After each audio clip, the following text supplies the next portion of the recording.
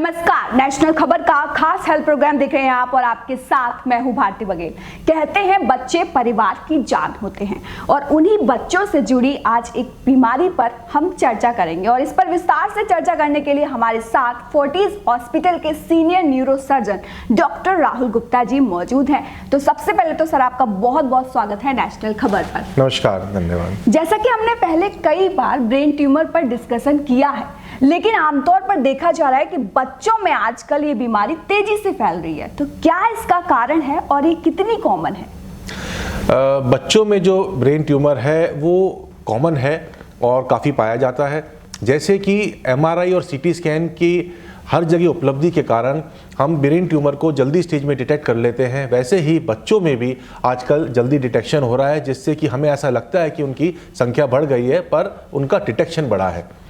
Brain tumour बच्चों में जो होता है वो कुछ एक केसेस में सिंड्रोम यानी कि कंजेनाइटल सिंड्रोम के साथ एसोसिएटेड होता है, पर ज़्यादातर में वो डी नोवो यानी कि अपने आप होता है जिसका कोई खास कारण नहीं है।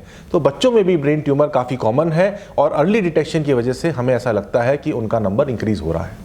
सर, जैसे हर बीमारी के सिम्टम्स होते हैं, वैसे ही ब्रेन ट्यूमर के वो कौन से सिम्टम्स हैं जिन्हें देखकर हम पहचान लें कि इसे ब्रेन ट्यूमर है? कोई भी ब्रेन ट्यूमर जो होता है वो अपने एक साइज, अपने एक मास की वजह से सिम्टम्स प्रोड्यूस करता है। कुछ ब्रेन ट्यूमर जो है वो इरिटेटिव होते हैं, जो कि सीजर्स करते हैं। बच्चों में काफ़ी कॉमन है उनके सिर का बड़ा होना। तो जो बच्चे बहुत छोटे हैं, 1-2 साल के हैं, उनके सिर का साइज बड़ा हो जाएगा ब्रेन ट्यूमर की वजह से, जो कि ब्रेन ट्यूमर के साइज से भी रिलेटेड हो सकता है। और कुछ ब्रेन ट्यूमर ऐसे होते हैं जो पानी के रास्ते को रोकते हैं, जिससे पानी का प्रेशर बढ़ जाता है, जिसको हाइड्रोकेफलस कहते हैं, उससे भी उनका साइज, सर का साइज बढ़ जाता है। कुछ बच्चे जो बड़े होते हैं वो सिर दर्द, आंखों की रोशनी का कम होना, सुनाई कम देना, बेचैनी होना, दौरे पड़ना, इन सब के बारे में बताते हैं। छोटे बच्चों में खाना पीना छोड़ देना, बार बार उल्टी करना, उनकी आंखें चढ़ी रहेंगी, गर्दन अकड़ी रहेगी, या फिर बार बार उनके वजन कम हो जाएगा। इस तरह की जो तकलीफ है वो ब्रेन ट्यूमर की निशानी हो सकते हैं। तो अगर ऐसा कुछ होता है तो हमें ब्रेन ट्यूमर का शक अपने दिमाग में रखना है और इन्वेस्टिगेट कराना है। चलिए अब हम बात करते हैं इन्वेस्टिगेशन की कि इसके लिए क्या इन्वेस्टिगेशन करानी चाहिए? किसी भी ब्रेन ट्यूमर के लिए सबसे अच्छा इन्वेस्टिगेशन एमआरआई है, जो कि हार्मलेस इन्वेस्टिगेशन है।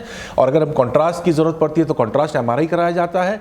तो जो बच्चे हैं उसको एमआरआई कराने में थोड़ी तकलीफ होती है, क्योंकि मशीन के अंदर करीब 10 से 15 मिनट रहना पड़ता है। तो उस केस में एनेस्थीसिया वालों की मदद लेके या बच्चों के डॉक्टर की मदद लेके उनको सुलाया जा सकता है, या बेहोश करके भी एमआरआई कराया जा सकता है। कई बार हमें सीटी स्कैन की जरूरत पड़ती है, क्योंकि वो बहुत ही ईजिली अवेलेबल इन्वेस्टिगेशन है और बार बार कराया जा सकता है। उसमें थोड़ा सा रेडिएशन का खतरा रहता है, पर आजकल जो आधुनिक मशीनें हैं जो कि सिटीज़ में अवेलेबल हैं, वो वहाँ पर सीटी स्कैन भी कराया जा सकता है, जिसमें रेडिएशन का खतरा काफ़ी कम है। बिल्कुल सर, क्या इसमें सर्जरी की ज़रूरत पड़ती है? ब्रेन ट्यूमर डिटेक्ट होने के बाद अगर लगता है उसका साइज़ काफ़ी बड़ा है, उसका लोकेशन ऐसा है कि जिससे पानी का रास्ता रुक रहा है, तो इमीडिएट सर्जरी की ज़रूरत पड़ती है। कुछ पेशेंट्स जिनके अंदर पानी का प्रेशर बढ़ा हुआ है, पानी का रास्ता रुका हुआ है और वो बिल्कुल बेहोश अवस्था में आ रहे हैं, तो उसमें हमारे को वीपी शंट यानी कि बाईपास बनाने का ज़रूरत पड़ती है, जिसमें कि हम एक नलकी ब्रेन से लेकर पेट तक डाल देते हैं ताकि पानी का प्रेशर कम हो जाए। और एक बार बच्चा 2-3 दिन में जब स्वस्थ हो जाता है तो ट्यूमर के लिए डेफिनेटिव सर्जरी करी जा सकती है। जो पेशेंट्स हमारे पास बहुत ख़राब हालत में नहीं आते, जिनके पास हमारे पास 2-3 दिन का टाइम होता है, उनको प्रॉपर्ली इन्वेस्टिगेट करके डायरेक्ट ट्यूमर निकाल के उनका इलाज किया जा सकता है। वहीं सर्जरी को एक और कदम आगे बढ़ाते हैं कि किस टाइप की सर्जरी कराई जाती है? तो सर्जरी डिपेंड करती है कि किस लोकेशन में ट्यूमर है, कितना बड़ा ट्यूमर है। बच्चों में आगे वाले ब्रेन में, पीछे वाले ब्रेन में, दोनों जगह पे ट्यूमर काफ़ी कॉमन है। उसमें हमें हड्डी का एक हिस्सा निकाल के ब्रेन के अंदर एंटर होके उस ट्यूमर को निकालना पड़ता है। कई बार हम लोग एंडोस्कोप की मदद से भी ट्यूमर को निकालने की कोशिश करते हैं। तो डिफरेंट टेक्नोलॉजी है, इसमें माइक्रोस्कोप, अच्छा पीडियाट्रिक आईसीयू, इन सब की बहुत ज़रूरत होती है। एनेस्थेटिस्ट भी जो पीडियाट्रिक केसेस कराने में माहिर हो, अगर वो हो तो हमारे रिजल्ट्स और भी इंप्रूव करते हैं। वहीं क्या सर्जरी के बाद बच्चा पूरी तरह ठीक हो जाता है? देखिए, कोई भी ब्रेन ट्यूमर के बाद पूरी तरह स्वस्थ होना ये कहना थोड़ा सा गलत है, लेकिन हाँ, बच्चे अपने नॉर्मल जीवन को यापन कर सकते हैं। बार बार उनको एमआरआई, सीटी स्कैन कराने की ज़रूरत पड़ सकती है, बार बार उनको हॉस्पिटल आने की ज़रूरत पड़ सकती है, और अगर ट्यूमर रिकर होता है तो दोबारा सर्जरी की ज़रूरत भी पड़ सकती है, या फिर कोई ऑल्टरनेटिव थेरेपी की ज़रूरत पड़ती है। तो ऐसे बच्चे पूरी स्वस्थ नॉर्मल लाइफ और बाकी बच्चों की तरह जी सकते हैं, लेकिन उनको अस्पताल में बार बार आना पड़ता है। क्या इस ट्रीटमेंट के बाद कोई और ट्रीटमेंट की ज़रूरत पड़ती है? ट्यूमर दो टाइप के होते हैं, एक होते हैं बिनाइन जो कि दोबारा ग्रो बहुत देर से करते हैं या उसमें ज़्यादा खतरा नहीं होता। कुछ ट्यूमर बच्चों में मेलिग्नेंट ट्यूमर होते हैं, कैंसर टाइप के ट्यूमर होते हैं, उस केस में कीमोथेरेपी रेडियोथेरेपी की ज़रूरत पड़ती है। यूजुअली 3-4 साल की उम्र से पहले रेडियोथेरेपी नहीं दी जाती है, पर कीमोथेरेपी के लिए कोई एज नहीं होती है, तो जो ट्यूमर कीमोथेरेपी के लिए सेंसिटिव होते हैं उसमें कीमोथेरेपी दी जाती है।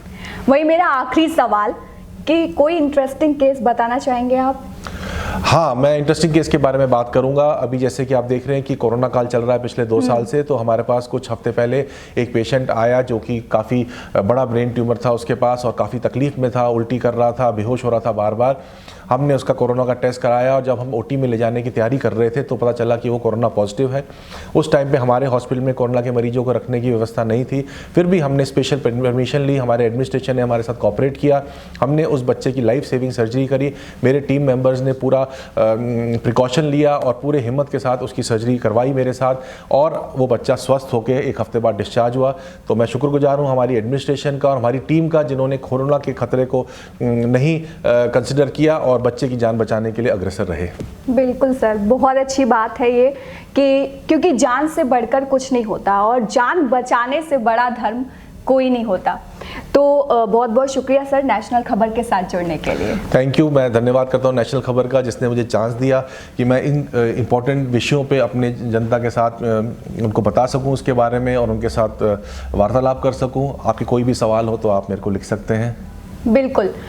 तो जैसा कि आपने आज का ये इंटरव्यू देखा, अगर इससे जुड़ा और कोई सवाल जो आपके जहन में है जिसका जवाब आपको ना मिला हो तो आप कमेंट करके पूछ सकते हैं। इसके अलावा अगर किसी और टॉपिक पर सर के साथ इंटरव्यू चाहते हैं तो हमें कमेंट करके बताएं और चैनल को यूं ही अपना प्यार देते रहिए। फिलहाल के लिए इतना ही, मुझे दीजिए इजाजत। धन्यवाद।